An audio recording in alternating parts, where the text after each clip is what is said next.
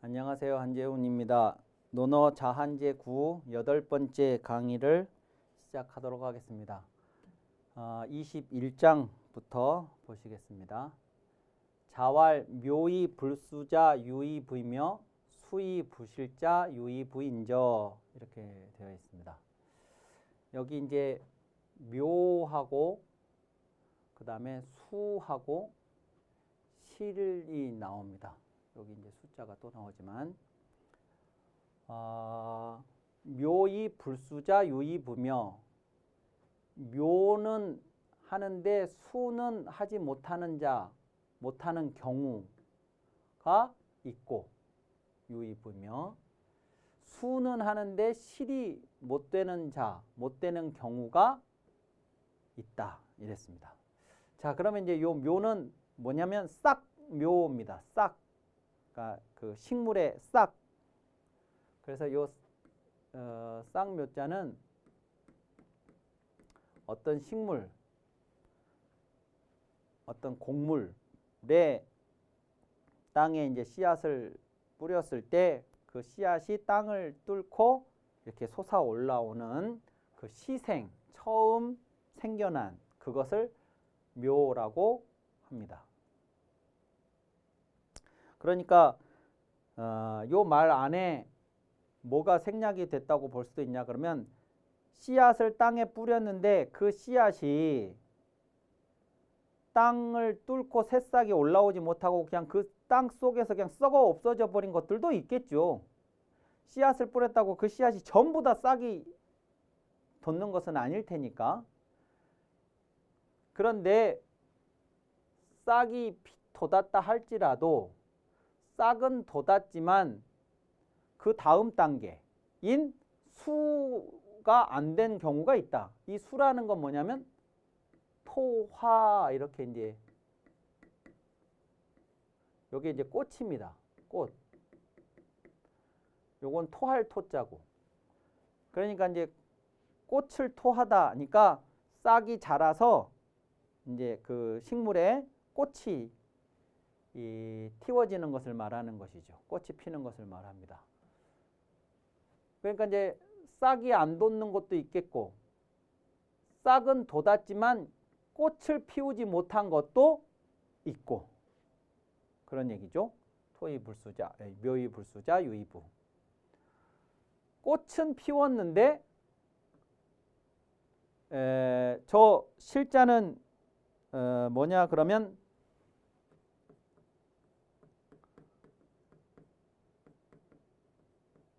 성곡, 곡식을 이루는 겁니다. 그게 이제 열매를 맺는 걸 말하는 것이죠. 요거 이제 곡물을 가지고 비유를 든 거니까 결실을 맺는 걸 말합니다. 꽃을 피웠는데 결실을 맺지는 못한 것도 있다. 그러니까 이제 그것 자체가 잘못돼서도 그렇고 그 과정에서 뭐 바람이 분다든가 뭐 갖가지 자연적인 재해 현상이 있어서 그래서 열매를 맺는 단계까지 못 나가게 됐다든가 뭐 꽃이 그게 뭐 꺾였다든가 뭐 다양한 변수들이 있을 수 있겠죠. 그러니까 씨앗을 땅에 심었다고 해서 모든 것이 다 결실로 이어지는 게 아니라 그 과정에 다양한 변수들이 있어서 여기까지 못 오는 경우들도 있다는 거예요. 그러니까 이제 이 이야기를 하는 경우는 뭐냐? 그러면 싹을 틔우기 전에는 싹을 틔우는 데 집중을 해야 되고 싹을 틔우면 다 끝나는 게 아니라 꽃을 피우는 데 또 집중해야 되고 꽃만 피었다고 다 되는 게 아니라 꽃이 핀 자리에 씨앗이 맺혀서 열매가 맺혀서 그게 결실로 이어져야 한다. 매 단계가 각각의 노력이 필요한 것이지 그냥 가만 놔두면 저절로 알아서 되는 것은 없다.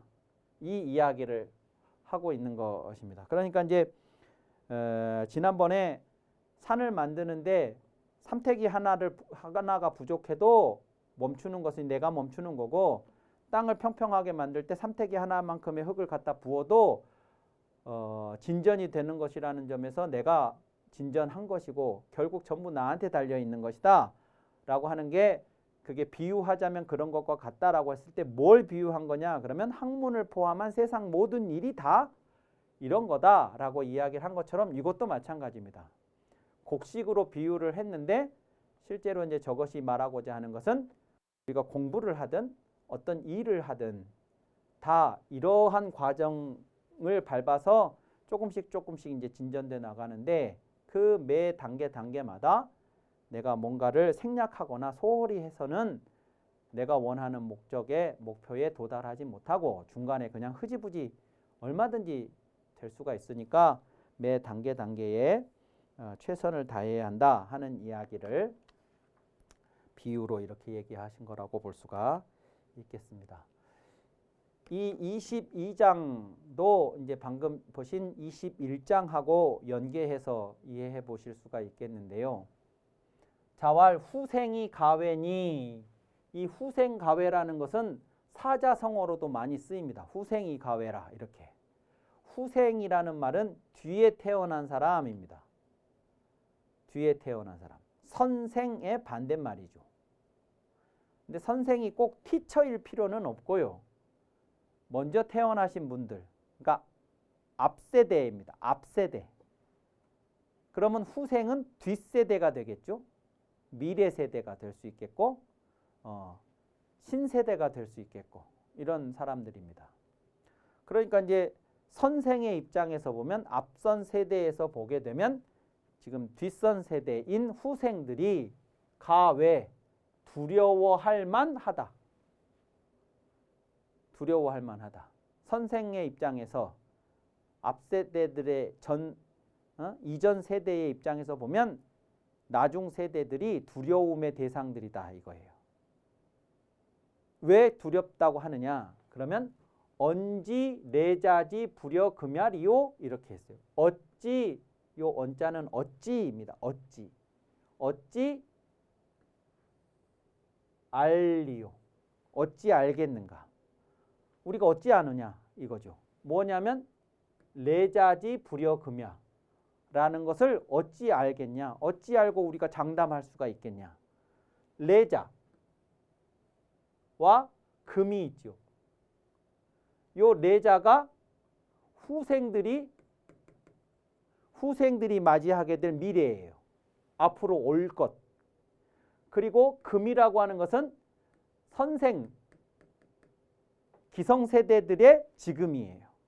그러면 지금 이 후생들은 10대에서 20대라고 치고 지금 이 후생들을 바라보는 우리가 40, 50, 60이라고 치면 이 10대, 20대인 이들이 앞으로 40, 50, 60이 되었을 때 지금 우리들의 40, 50, 60보다 불여 못할 거라는 걸 우리가 어찌 알겠냐.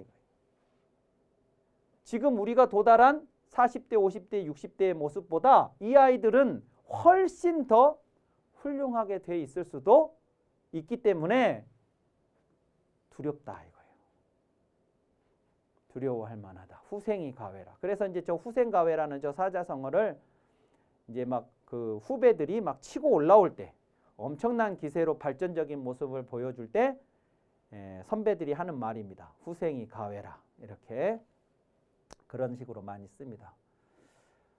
그래서 이 후생들이 맞이할 미래가 지금 우리들의 지금보다 불여 못하다라는 것을 어찌 알겠는가? 알 수 없기 때문에 두려운 거다 이거예요. 그런데 이제 그러면 여기서 이제 해야 될 이야기는 뭐냐면 이 후생들이 두려운 이 선생들에게 있어서 후생들이 두려운 이유가 뭐냐면 가능성 때문에 그래요. 가능성이 이 후생들이 맞이하게 될 미래의 가능성은 무궁무진하니까 이제 그렇다는 것이지 이게 현실이냐 하면 그건 아니에요. 가능성이 무섭다는 것이지 지금 현실이 무서운 건 두려운 건 아니에요. 그러니까 이 후생들이 앞으로 어떻게 될지 모르니까 두렵다고 한 것일 뿐 지금 이 자체가 우리들보다 더 지금의 우리 40, 50, 60보다 더 나아서 두렵다고 하는 건 아니에요. 그러면 이 가능성을 현실로 바꾸려면 이 후생들이 이제 뭔가 요 과정에서 노력을 해야지, 노력 안 하면 이 가능성은 그냥 가능성으로 끝나버리는 거 아니겠어요? 40, 50이 돼봐야 아무것도 이루지 못한 후생들도 얼마든지 가능한 것이니까요. 그래서 요 뒷이야기를 하는 겁니다. 40, 50이 되었는데 이 후생들이 나중에 40이 되고 50이 되었는데도 무문언이면 요때 요 문자는 들을 문이라고 이제 보통 우리가 합니다만 들을 문도 되고 들릴 문도 돼요. 두 가지가 다 돼요. 이건 내가 듣는 거고 들리는 건 남에게 들리는 것입니다. 그러니까 이런 경우에는 풍문, 소문 이런 거죠. 그러니까 이게 뭐냐면 명성이에요. 명성. 들리는 사람들에게 이제 들리는 소문으로 풍문으로 들리는 명성이고 이 명성이라는 것은 뭔가에 대한 성공이 있었기 때문에 이제 저 명성이 났겠죠. 그러니까 그 들리는 게 없다, 명성이 없다라는 말은 요게 없다는 뜻이에요. 40, 50이 되었는데도 그 사람이 어떻다라고 하는 아무런 들리는 것이 없다면 그 사람은 아무것도 해놓은 것이 없다는 말이 될 테니까 사역, 부족, 외야이니라 그랬죠. 이것은 또한 부족외, 두려워할 만하기에는 부족하다. 즉 두려워할 만한 것이 못 된다. 그랬습니다. 그러니까 40, 50이 됐는데도 들리는 말이 없다 그러면 그 사람은 지금으로 치면 이제 40, 50이면 인생의 절반 정도밖에 안 산 것처럼 느껴지겠지만 공자 당시에 40, 50이면 이제 중년을 넘어서 노년으로 접어들 시기입니다. 그러니까 이제 인생에서 활발하게 자기의 무엇인가를 만들기 위해서 노력을 한다 그러면 40, 50쯤 됐으면 그것이 뭔가로 이렇게 이제 뚜렷해져야 할 시기인데 그 시기가 되었는데도 아무것도 안 들렸다? 그 사람은 이제 두려워할 만한 것이 못 된다 하는 겁니다. 그러니까 후생이라고 표현했을 때 이제 10대, 20대일 때는 그 무궁무진한 미래가 있기 때문에 그 가능성 때문에 무엇이라도 다 가능할 수 있어서 두려워할 만하다고 했지만 그런 후생이 40, 50이 되었는데도 아무것도 들리는 것이 없다 그러면 이제 더 이상 그는 두려워할 만한 대상이 못 된다 하는 이야기입니다. 그러니까 이 두려워할 만하다라는 것이 두려워할 만한 것이 못 된다라고 이렇게 연결되지 않게 하려 그러면 이때의 이 가능성을 자신의 현실로 만들기 위한 지속적인 노력이 있어야 그가 이제 40, 50이 되었을 때 일가를 이루고 성공을 해서 사람들에게 계속해서 이제 두려운 대상, 두렵다는 게 이제 공포스러운 것이 아니라 남들이 함부로 할 수 없는 존경할 만한 위험이 있는 그런 대상이 될 것이라는 것을 이야기하고 있습니다. 자, 23장을 보시겠습니다. 이 글은 조금 어려울 수도 있는데요. 이런 이야기입니다. 이건 이제 두 가지 이야기를 하는데요. 첫 번째는 버버지언이라고 하는 말을 하고 두 번째는 소녀지언이라고 하는 것에 대한 이야기를 합니다. 버버지언을 법어의 말을 이렇게 이제 되는데 이 법어지언이라는 것이 뭔 말이냐 그러면 법이 될 만한 말입니다. 그러니까 나가 있는데 이 나에 대해서 누군가가 내가 법으로 삼을 만한, 내가 본받을 만한 그런 말을 해주는 말이에요. 그것이 버버지언입니다. 그러니까 조금 뉘앙스를 살려서 얘기를 하자면 버버지언은 뭐냐면 따끔한 지적입니다. 나에게 누군가가 너는 이러이러한 점이 개선이 될 필요가 있다. 너는 이런 점을 더 노력을 해야 한다 하는 말들을 해줍니다. 버버지언. 누가 들어도 맞는 말, 누가 들어봐도 맞는 말이고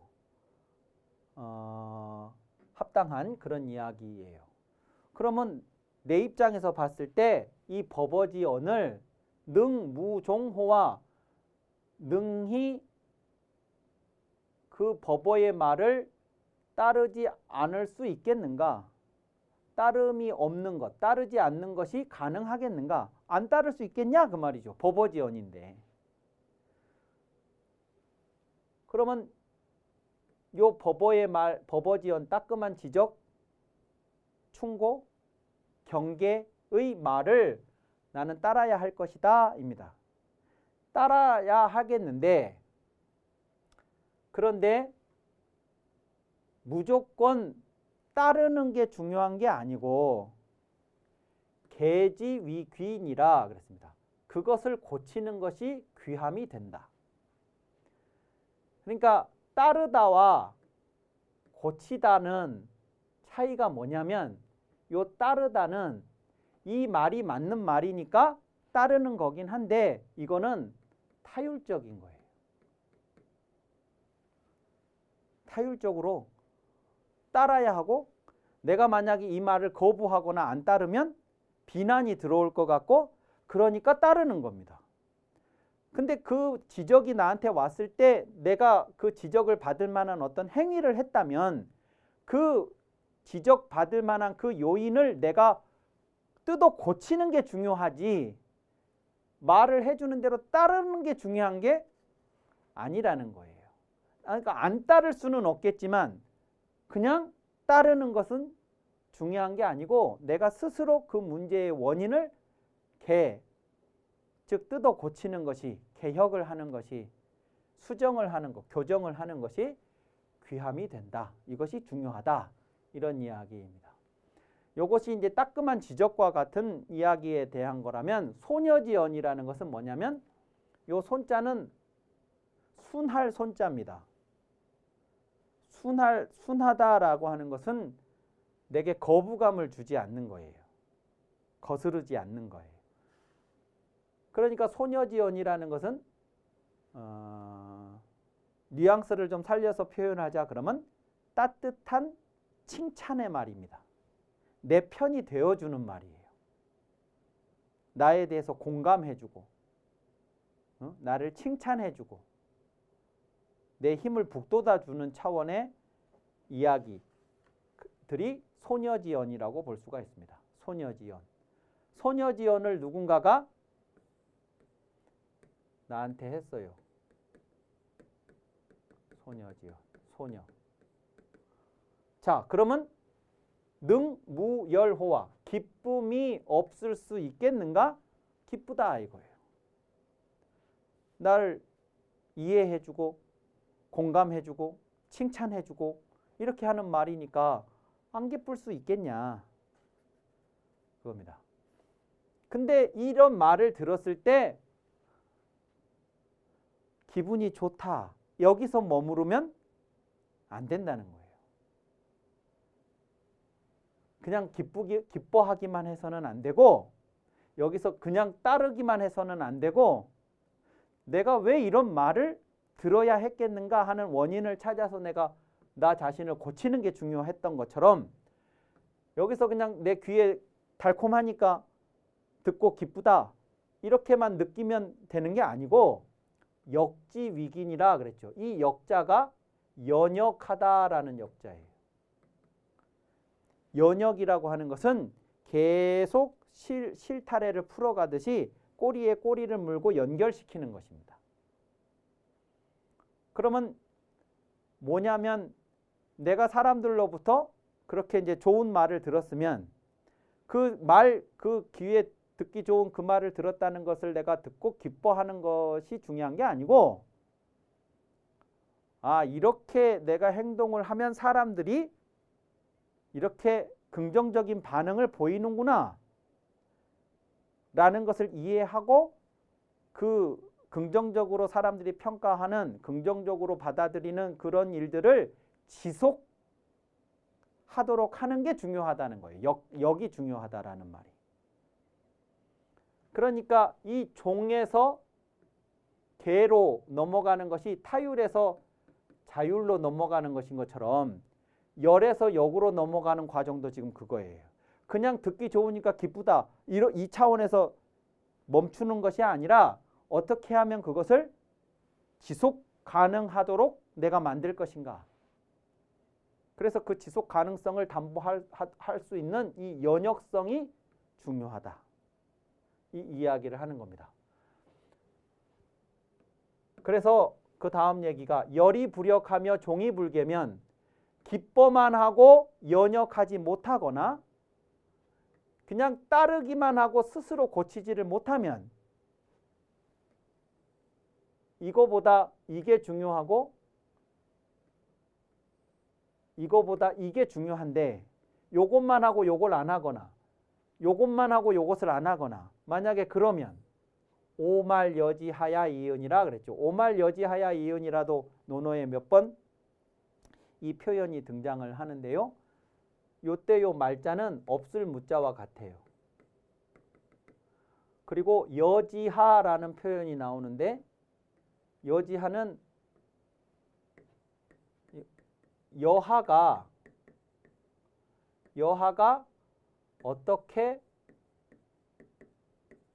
하다예요. 어떻게 하다.